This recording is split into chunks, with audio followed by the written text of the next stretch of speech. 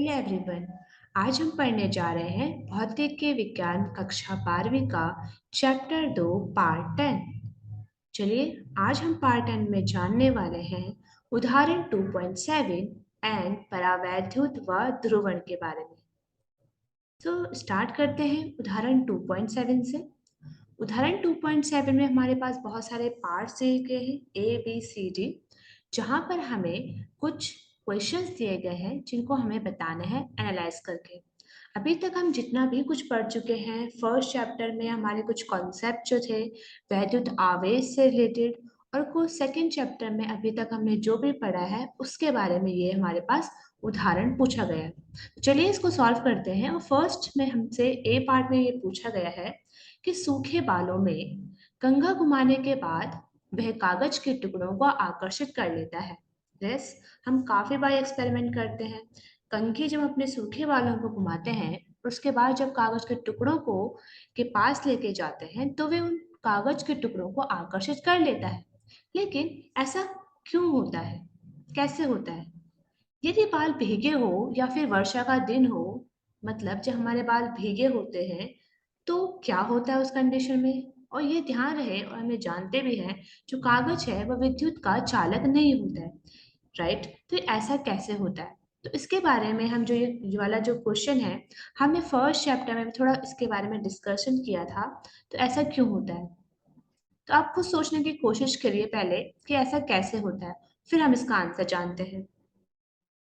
तो ऐसा इसलिए होता है क्योंकि जब हम कंघी को अपने बालों पर, अपने सूखे बालों पर लगाते हैं, तो वह घर्षण के द्वारा आवेशित हो जाता है। कागज, सॉरी, कंघी। कंघी हमारे बालों पर जब हम अपने उसको रगड़ते हैं अपने बालों पर, तो वे क्या होता है, घर्षण विधि के द्वारा आवेशित हो जाता है। हमने आवेशन की विधियां पढ़ी थी फर्स्ट चैप्टर में, राइट? तो उन्हीं में एक प्रकार है घर्षण के द्वारा। और जब वह कंघी आवेशित हो गई है, और आवेशन के पश्चात हम उसे कागज के छोटे छोटे टुकड़ों के पास लेके जाते हैं, तो वह उन कागज के अणु को ध्रुवित कर देता है। यानी हम कह सकते हैं प्रेरण वाला कॉन्सेप्ट यहाँ पे लगता है, वो प्रेरित कर देता है एक आवेशन को उस कागज में भी। और इसके परिणाम स्वरूप क्या होता है कि एक नेट आकर्षी बल प्राप्त हो जाता है, जिसके कारण कि वो आकर्षित कर लेता है उसको, राइट? तो कंघी कैसे आवेशित होती है? घर्षण के द्वारा।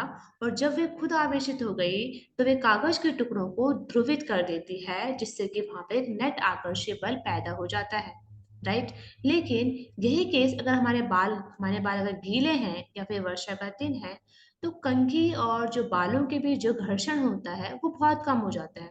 घर्षण कम होगा तो वे आवेशित नहीं हो पाती है कंघी। कंघी आवेशित नहीं होगी तो वे ध्रुवण कैसे करेगी टुकड़ों को? यही यहाँ पे रीजन होता है इसके पीछे का। चलिए बी पार्ट में चलते हैं। सो बी पार्ट में पूछा गया है कि साधारण रबड़ वो विद्युत रोधी होता है, राइट? जो कि वैद्युत धारा का प्रवाह नहीं करता है, परंतु वायुयान के विशेष रबड़ पहिए हल्के चालक बनाए जाते हैं। यह क्यों आवश्यक है? तो जो वायुयान होता है उसके विशेष रबड़ के जो पहिए होते हैं वो थोड़े हल्के चालक बनाए जाते हैं। ऐसा क्यों होता है? कोशिश कीजिए इसको सॉल्व करने की खुद, और फिर हम इसको जानते हैं ऐसा क्यों होता है। ऐसा इसलिए होता है क्योंकि हम ये जानते हैं, हम अभी तक बहुत बार ये पढ़ चुके हैं, जो चालक होता है, जब कभी हम चालक को कोई भी आवेश बाहर से देते हैं, तो वे उस आवेश को, मान लो हमने इस जगह पर उसको आवेश दिया, एक ही जगह पर, लेकिन वो आवेश सिर्फ यहीं पर नहीं रहेगा, बल्कि वह उस आवेश को क्या करता है, एक होमोजीनियस या एक समान रूप से अपनी सतह पर वो उसको फैला देता है, राइट? लेकिन यही केस अगर हम अचालक के केस में देखें, तो अचालक को आवेश देने पर वह आवेश यहीं पर ही रहेगा, फिर समान रूप से प्रभावित, समान रूप से वो फैलता नहीं है।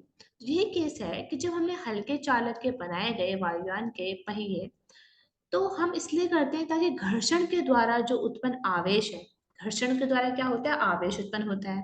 तो जो भी आवेश उत्पन्न हो घर्षण के द्वारा, वो भूमि में उसका चालन हो सके, राइट?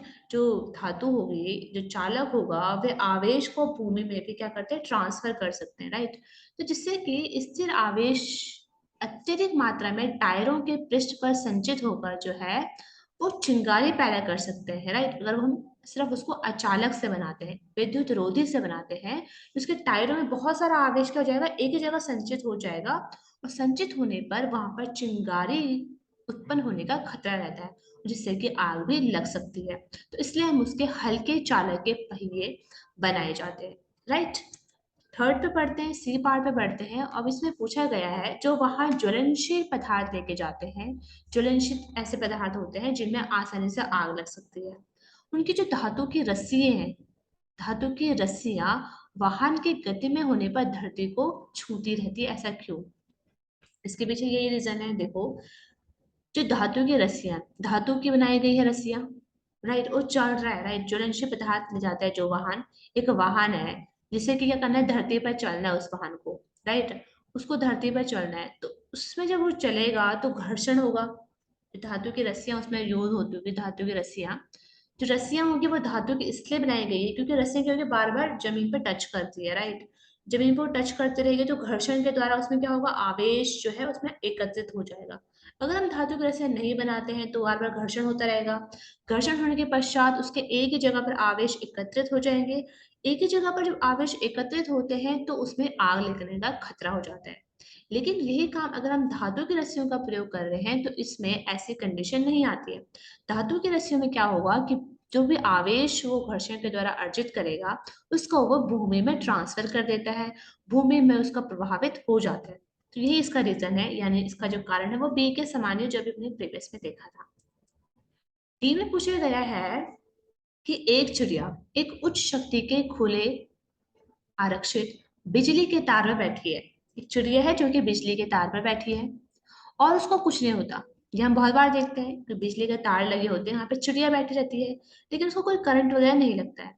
लेकिन धरती पर खड़ा एक व्यक्ति अगर उस तार को छूता है तो उसे घातक धक्का लगता है, यानी उसको एक करंट लगता है। ऐसा क्यों होता है, राइट? तो इसके पीछे क्या रीजन है? इसके पीछे रीजन होता है विभवांतर का, राइट। इसके पीछे विभवांतर क्या होता है, रीजन होता है विभवांतर का, क्योंकि धारा केवल तभी प्रभावित होती है जब उसे विभवांतर हो, विभव में अंतर हो, दो बिंदुओं के बीच में विभव में अंतर को विभवांतर कहते हैं। तो जब अंतर होता है तभी धारा प्रभावित होती है। धरती पर खड़ा जो व्यक्ति जो तार को छू रहा है उस केस में विभव में अंतर उत्पन्न हो जाता है, जिसके के कारण वहां पे धारा का प्रवाह होता है और हमको विद्युत के झटके महसूस होते हैं।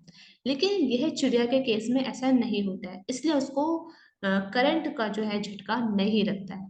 ठीक है, तो यहाँ पे हमारा उदाहरण 2.7 कंप्लीट होता है। अब हम आगे बढ़ते हैं और अब हम बात करते हैं परावैद्युत व ध्रुवण की, यानी कि डाइलेक्ट्रिक्स एंड पोलराइजेशन की। तो इसमें हम बात करते हैं सबसे पहले परावैद्युत की, कि परावैद्युत क्या होते हैं। हम अभी तक चालक के बारे में पढ़ चुके हैं और अचालक के बारे में पढ़ चुके हैं। तो परावैद्युत मतलब अचालक, अचालक पदार्थ को ही हम परावैद्युत पदार्थ कहते हैं। समांतर प्लेट वाली जब हमने पढ़ी थी, समांतर प्लेट का जब हमने कॉन्सेप्ट पढ़ा था, तो उसमें हम दो समांतर प्लेटों के बीच में जो परावैद्युत ही भर रहे थे वहां पे, राइट। तो परावैद्युत मतलब होता है अचालक पदार्थ, राइट, अचालक पदार्थ। अचालक पदार्थ मतलब जिनमें से आवेश का प्रभाव नहीं होता है, उनमें कोई भी आवेश वाहक नहीं होते। आवेश वाहक नहीं होते इसका मतलब कोई भी धारा प्रभावित नहीं होती है उससे, राइट। तो लेकिन ये ध्यान रखने वाली बात है कि जब इन परावैद्युतों को हम वैद्युत क्षेत्र में रखते हैं तो वो कुछ वैद्युत प्रभाव को प्रदर्शित करते हैं। उदाहरण के तौर पर हम देख सकते हैं मोम, कागज, तेल, अभ्रक आदि, ये सब परावैद्युत के उदाहरण होते हैं। तो परावैद्युत दो प्रकार के होते हैं, एक होते हैं ध्रुवीय परावैद्युत व अध्रुवीय परावैद्युत। इनको हम जानते हैं एक एक करके कि ध्रुवीय परावैद्युत क्या होते हैं, राइट। ध्रुवीय परावैद्युत एक ऐसे पदार्थ होते हैं जिनका धन आवेश व ऋण आवेश का केंद्र अलग अलग होता है। उदाहरण के तौर पर आप देख सकते हैं यहाँ पर डायग्राम में HCl। अगर हम HCl को देखें तो ये दो अणु हैं, ये H का है और ये है Cl। तो जो इनका केंद्र होगा, H का केंद्र यहाँ पर है और Cl का केंद्र यहाँ पर है। तो हम कहने का मतलब यही है यहाँ पे कि जो एक ये अणु है HCl, इसका जो धन धन आवेश है, H पर जो होता है वो धन आवेश होता है और क्लोरीन पर जो है ऋण आवेश होता है। तो जो उसका धन और उसका ऋण आवेश है उसका केंद्र बिंदु अलग अलग होता है। इसी तरह आप H2O में भी देख सकते हैं, H2O का जो अणु है उसमें भी देख सकते हैं आप H एंड O, इन सभी का केंद्र बिंदु जो है वो अलग अलग है। यानी कि ध्रुवीय परावैद्युत में धन आवेश व ऋण आवेश का केंद्र अलग अलग होता है, जिसके कारण यहाँ पर कुछ स्थायी द्विध्रुव आघूर्ण उत्पन्न हो जाता है। उदाहरण के तौर पर हम दे सकते हैं HCl व H2O को। लेकिन अगर हम ध्रुवीय परावैद्युत के केस में यह देखें कि अगर हम इनको परावैद्युत क्षेत्र की अनुपस्थिति में क्या होता है, यानी कि E बराबर 0 अगर हो तो उस केस में क्या होता है कि ये अणु जो होंगे वो तापीय ऊर्जा के कारण अनियमित रूप से व्यवस्थित होते हैं। राइट, इनके अणु क्या होंगे, अनियमित रूप से व्यवस्थित होंगे। कुछ डायग्राम में दे सकते हो, बिल्कुल एक सिस्टम में वो नहीं रहते हैं। इसी कारण इनका जो वैद्युत होगा, वैद्युत द्विध्रुव आघूर्ण होता है वो शून्य हो जाता है। यानी कि जब परावैद्युत क्षेत्र अनुपस्थित हो तो उस केस में इनका जो P होगा, जो वैद्युत द्विध्रुव आघूर्ण होगा, वह शून्य हो जाता है। लेकिन अगर हम बात करें कि जब E is not equal to 0 है, यानी कि कुछ वहां पर बाह्य क्षेत्र की उपस्थिति है, तो उस केस में क्या होता है, उस केस में क्या होगा कि इन पे एक वैद्युत द्विध्रुव पर एक बलाघूर्ण कार्य करता है, जो कि उनके क्षेत्र की दिशा में परिवर्तन करने का प्रयास करता है। अधिक से अधिक द्विध्रुव क्षेत्र की दिशा में व्यवस्थित हो जाते हैं। कुछ आप देख सकते हैं कि ये एक जैसे डायरेक्शन में होने का वो प्रयास कर रहे हैं, जिसके कारण हमें इनका परिणामी वैद्युत द्विध्रुव का मान प्राप्त हो जाता है। तो हमने देखा कि किस तरह से हमारे पास एक द्विध्रुव परावैद्युत के केस में हम उसमें परिणामी वैद्युत द्विध्रुव का मान प्राप्त किया जाता है बाह्य वैद्युत क्षेत्र की उपस्थिति में। अब अगर हम बात करें अध्रुवीय परावैद्युत की, तो वो क्या होते हैं, तो अध्रुवीय परावैद्युत ऐसे पदार्थ होते हैं जिनका धनावेश व ऋणावेश का केंद्र एक ही होता है। जैसे अगर हम H2 के केस में देखें तो इसके दो जो है H और H, इनके बिल्कुल ऐसे हैं, एक दूसरे पे ओवरलैप करे हुए हैं। इनको जब अगर हम खोलते हैं तो हम देखते हैं कि जो इनका केंद्र बिंदु होता है वो बिल्कुल ओवरलैप कर रहा है, यानी इनका जो केंद्र बिंदु है बिल्कुल एक ही है। आपको डायग्राम में दिख सकते हैं कि अलग अलग है, लेकिन ये अलग अलग नहीं है, ये एक दूसरे के ऊपर बिल्कुल ओ, जैसे कि मेरा ये एक है H, ये H का अणु है और ये दूसरा H का अणु है, तो ये दूसरे एक दूसरे के ऊपर कुछ इस तरह से ओवरलैप हुए रहते हैं, यानी हम कह सकते हैं कि उनका केंद्र बिंदु एक ही होता है। इसी तरह आप CO2 में देख सकते हैं, तो CO2 भी एक दूसरे के ऊपर तीनों ओवरलैप हो रखे हैं, राइट, अध्यारोपित हो रखे हैं। तो हम कह सकते हैं कि ऐसे परावैद्युत जिनका धनावेश परिणावेश एक ही होता है, उन्हें हम अध्रुवीय परावैद्युत कहते हैं। इनका जो स्थायी द्विध्रुव आघूर्ण होता है वो शून्य होता है, ये गुण नहीं होता है इनमें, राइट। उदाहरण के लिए O2 व H2।